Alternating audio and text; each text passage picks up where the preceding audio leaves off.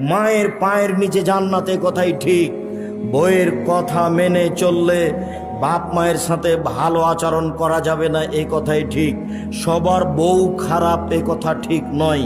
এমনটা হতে পারে আপনার স্ত্রী আপনার চেয়ে বেশি আপনার মাকে দেখে, এমনটা হতে পারে। সম্মানিত দিনী বোন, আপনাকে আমি অনুরোধ জানাচ্ছি, আপনি আপনার শাশুড়িকে মেনে নেন, ভালো হবে। শাশুড়িকে মেনে নেন। শাশুড়ি যদি মাঝে মধ্যে বলে, আল্লাহ আমার বউটা ভালো, তুমি তাকে ভালো, তারাকে ভালো রাখিও, আপনার শাশুড়ির এই কথাটা আপনার জন্য অনেক।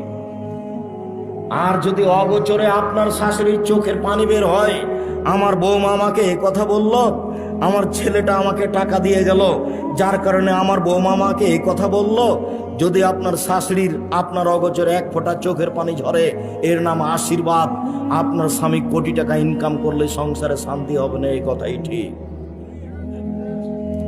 সম্মানিত দিনী ভাই বোন, বাপ মাকে সাদরে মেনে নিতে হবে, খারাপ লাগলেও তিতে লাগলে, এ কথাই ঠিক।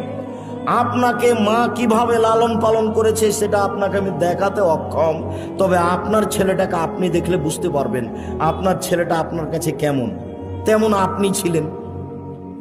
তাহলে বোঝা যাবে মা কি জিনিস। আল্লাহ নবী এমনি বলেননি মায়ের পায়ের নিচে জান্নাত, মায়ের পায়ের নিচে কি জান্নাত পড়ে আছে? তার মানে মাকে মেনে চললে জান্নাত, এই কথা রাসূল সাল্লাল্লাহু আলাইহি ওয়াসাল্লাম বললেন।